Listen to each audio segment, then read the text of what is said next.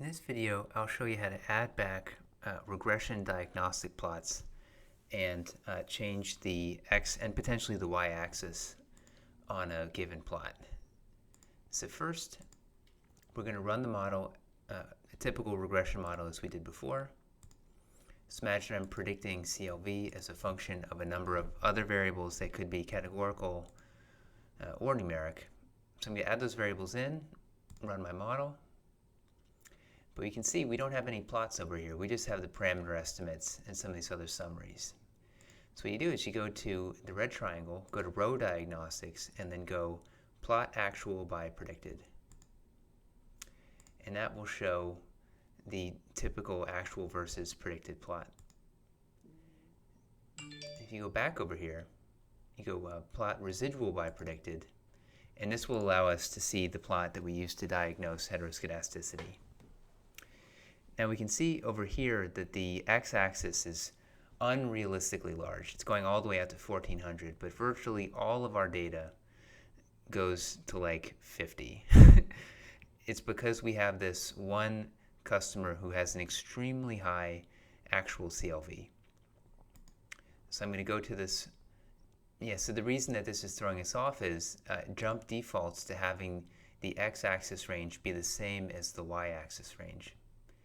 So what I'm going to do over here is I'm going to go to axis settings after right-clicking on the x-axis, and then I'm going to set the x-axis range over here. So let's say it's negative 50 to 50.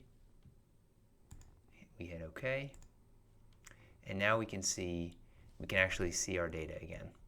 So there's this value that's over here. We probably should exclude that data point.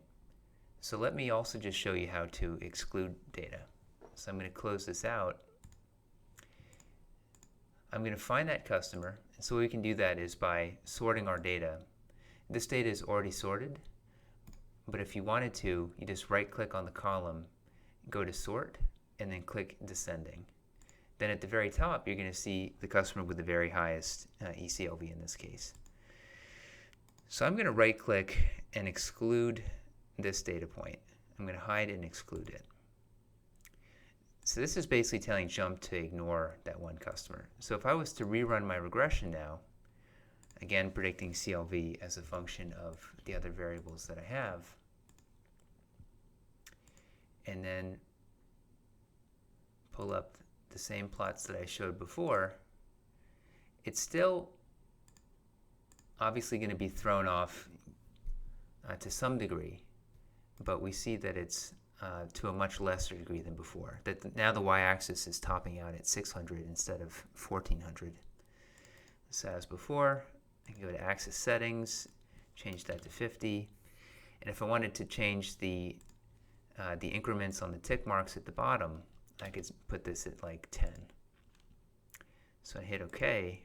What this is showing me now is an x-axis that goes from negative 50 to 50 with increments of 10, and a y-axis that is as we had seen before.